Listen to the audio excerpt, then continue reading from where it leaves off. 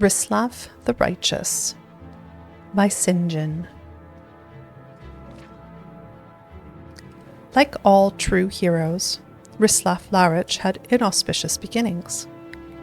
We are told by chroniclers that the springtide night in the 448th year of the First Era on which he was born was unseasonably cold, and that his mother, Queen Linada, died very shortly after setting eyes upon her son.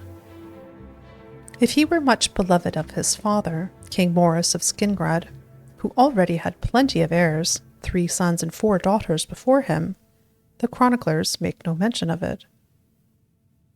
His existence was so very undistinguished that we hear virtually nothing of him for the first 20 years of his life.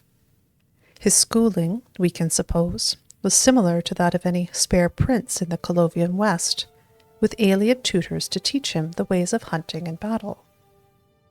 Etiquette, religious instruction, and even basic statecraft were seldom a part of the training of a prince of the Highlands, as it was in the more civilized valley of Niben.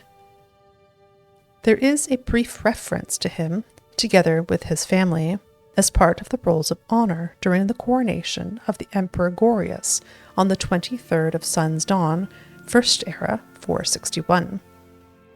The ceremony, of course, held during the time of the Alessian doctrines of Maruk, and so was without entertainment, but the 13-year-old Rislav was still witness to some of the greatest figures of legend. The beast of Anakina, Darloch Bray, represented his kingdom, giving honor to the empire. The chieftain of Skyrim, Kiorik the White, and his son Hoag were in attendance. And despite the empire's intolerance of all elves, Khymer, Indoril Nerevar, and Dwemer Dumak Dwarf King were evidently there as well, diplomatically representing Restane, all in relative peace. Also mentioned on the rolls was a young mare in service to the imperial court of High Rock, who was to have a great history with Rislav, Rayane Jireni. Whether the 2 young men of about the same age met and conversed is entirely the stuff of historians' fancy. Rayane is spoken of in praising words as a powerful landowner, eventually buying the island of Balfiera in the Iliac Bay and gradually conquering all of High Rock and large parts of Hammerfell and Skyrim.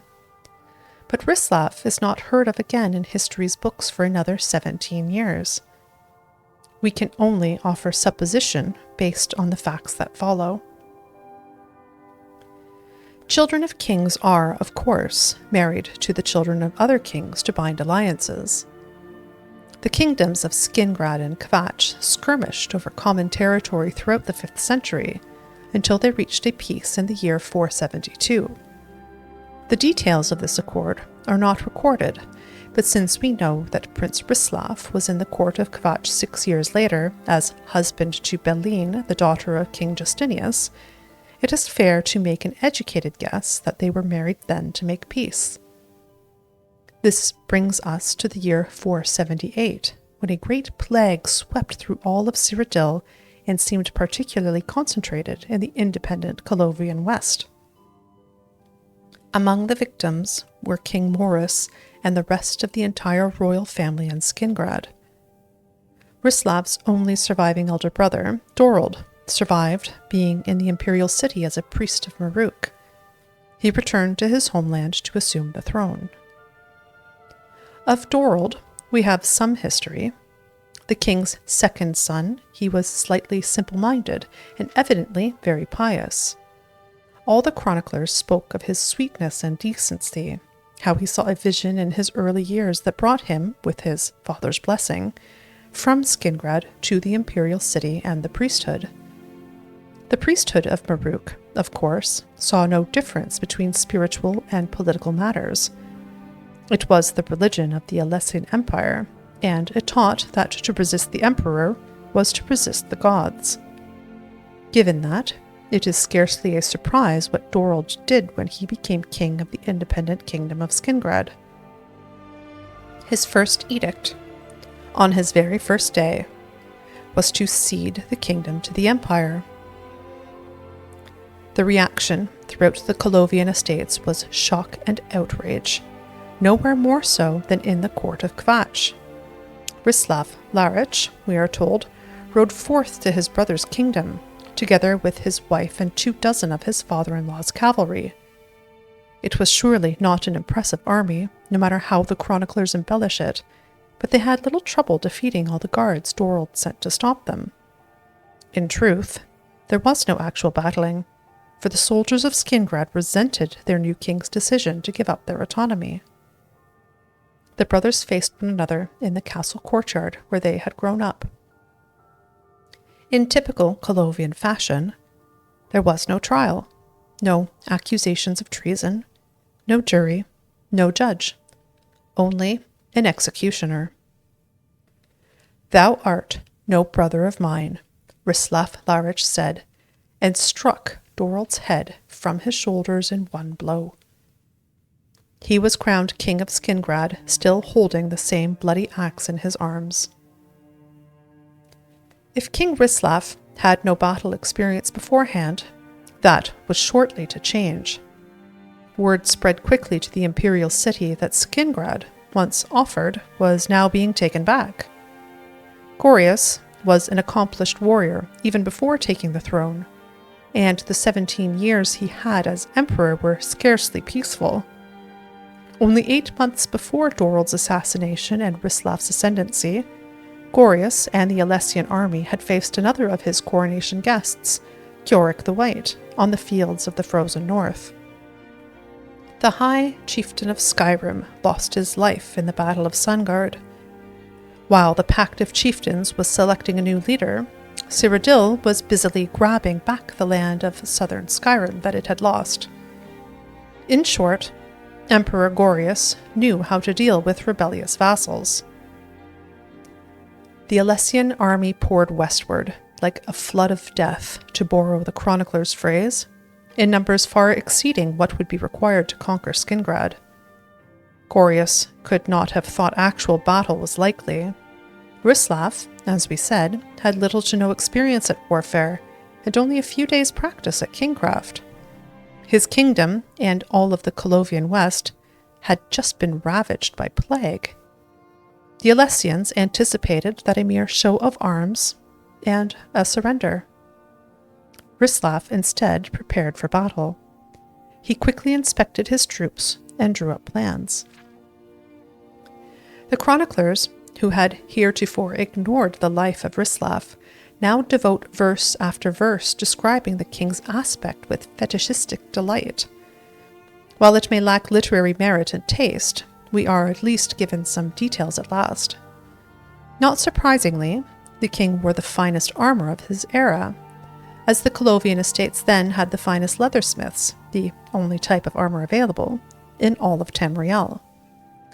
The king's Klebanian mail, boiled and waxed for hardness and studded with inch-long spikes, was a rich chestnut red, and he wore it over his black tunic, but under his black cloak.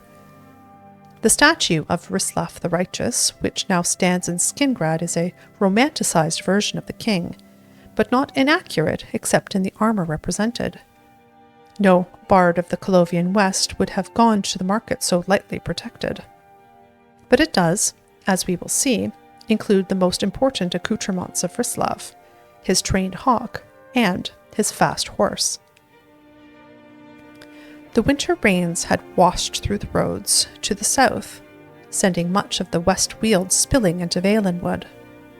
The emperor took the northern route, and King Rislav, with a small patrol of guards, met him at a low pass on what is now the Gold Road. The emperor's army, it is said, was so large that the beast of Anikina could hear its march from hundreds of miles away, and despite himself, the chroniclers say, he quaked in fear. Rislav, it was said, did not quake.